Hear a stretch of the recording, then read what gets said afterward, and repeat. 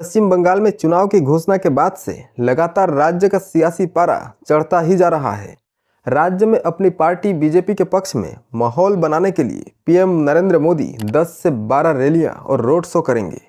BJP के शीर्ष सूत्र ने बताया कि पीएम नरेंद्र मोदी पूरे राज्य में बड़े पैमाने पर रैलियां और रोड शो करेंगे। रामनवमी के बाद बीजेपी का कैंपेन और तेज होने वाला है। एक अन्य नेता ने बताया कि प्रधानमंत्री नरेंद्र मोदी ने बंगाल में ज़्यादा से ज़्यादा रैलियां करने पर सहमति जताई है।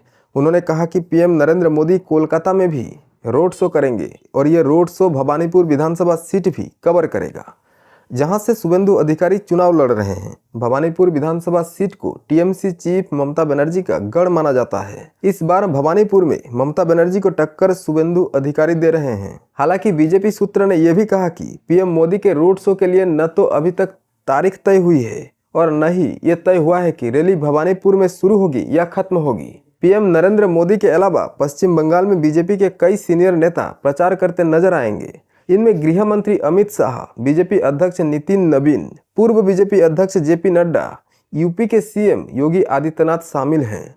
अमित शाह पश्चिम बंगाल में 12 से 14 कार्यक्रम में हिस्सा ले सकते हैं। बीजेपी अध्यक्ष नितिन नवीन, पूर्व बीजेपी अध्यक्ष जेपी नड्डा भी पश्चिम बंगाल में कई रैलियां करेंगे। पार्टी सूत्रों ने बताया कि नितिन नवीन 24 और 25 मार्च को कोलकाता में रहेंगे।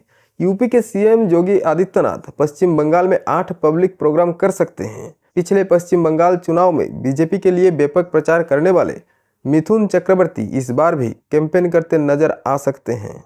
बीजेपी के कैंपेन प्लान के अनुसार पश्चिम बंगाल में न सिर्फ पार्टी बड़ी रैलियां बल्कि छोटी नुक्कड़ सभाएं और घर घर जाकर संपर्क अभियान भी चलाने वाली है। पश्चिम बंगाल बीजेपी के प्रदेश अध्यक्ष समीक भट्टाचार्य और सांसद सुकांत मजूमदार से भी पूरे राज्य में प्रचार करने को कहा गया है। हाल ही में हुए राज्यसभा चुनाव जीतने वाले बीजेपी नेता राहुल सिन्हा भी पार्टी के लिए प्रचार करेंगे।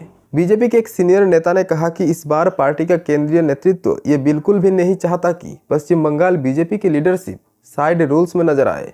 इसलिए समीक भट्टाचार्य और सुकांत मजूमदार भी नरेंद्र मोदी और अमित शाह के साथ बराबरी के स्तर पर प्रचार करेंगे।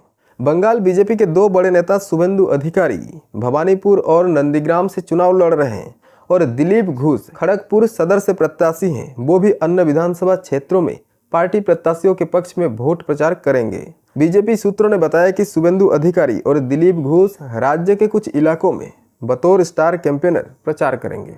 वोटर लिस्ट में बदलाव साल 2026 के चुनाव का सबसे ज्यादा विवादित पहलू बन गया है। आज़ादी के बाद ये पहला मौका है जब पश्चिम बंगाल में कुल वोटरों की संख्या पिछले चुनावों के मुकाबले कम हुई है। राज्य में एसआईआर के बाद अंतिम मतदाता सूची से करीब 63,66,000 वोटरों का नाम हटा दिए गए हैं, जबकि लगभग 60.60 लाख वोटरों के नाम अभी भी जांच के दायरे में हैं।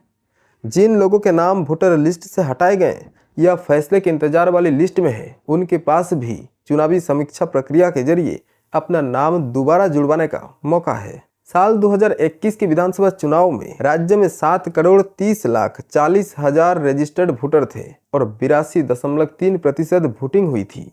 यह भारत में वोटिंग के सबसे ऊंचे आंकड़ों में से एक है। इस साल भी वोटिंग इतनी ही ज्यादा रहेगी या नहीं, ये तो वोटिंग खत्म होने के बाद ही पता चल पाएगा। राज्य में सत्ताधारी party all India Trinamool Congress एक बार फिर ममता बनर्जी के नेतृत्व में चुनाव लड़ रही है। ममता बनर्जी साल 2011 से राज्य के मुख्यमंत्री हैं। अगर ममता बनर्जी अपनी पार्टी को फिर से जीत दिलाती हैं तो वो पश्चिम बंगाल की पहली ऐसी मुख्यमंत्री बन सकती हैं जिसने लगातार 4 बार विधानसभा चुनाव जीतकर इतिहास बनाया हो। ऐसी जीत उन्हें देश की राजनीतिक इतिहास में सबसे लंबे समय तक सेवा करने वाली महिला नेताओं में से एक बना देगी।